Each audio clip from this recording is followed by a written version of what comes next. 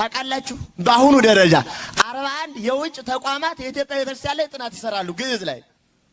ኬንያ ላይ አይሰሩም ጅቡቲ ላይ አይሰሩም ሶማሌ ላይ አይሰሩም ምናምን ላይ አይሰሩም የኢትዮጵያ ቤተክርስቲያን ግን ይሰራል ለምን እኛ እንዳንሰራው ኋላ ቀር ነው እኛ ማዶ እንሄዳለን በቃ ፓተንት ራይት ምናምን ይያል እዚያ ላይ እንጮሃለን ውስጥ ያለውን እንጠላለን ትናንት የነበረን ስለናቅ ነው እኛ መዳን ስንሰራ ጥንቁልና ነው እነሱ ሲያመርጡት ፋርማሲ ነው እኛ ልብስ ስንሰራ መና ነው እነሱ ሰሩት ቴክስታይል ነው አይደለም ወይ እኛ ብረት አዘጋጅተን ቀጥቅጠን መስቀል ስናዘጋጅ ቀጥቃጭነት ነው እነሱ ሰሩት ደግሞ ብረት ኢንጂነሪንግ ነው አውቶ ሜካኒክ ነው አይደለ የኛ ሊቃውንት ቆዳ ፍቀው አዘጋጅተው ብር ቀርጸው ብራና ዳምጸው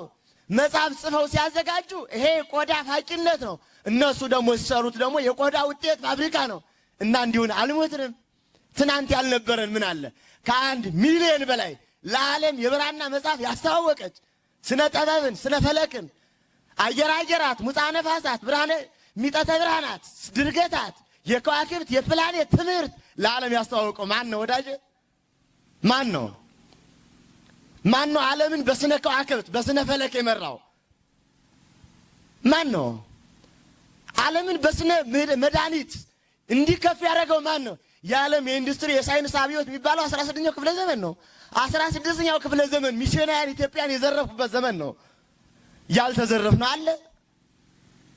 እውነት ስንቱን ስለነበረ እናወራ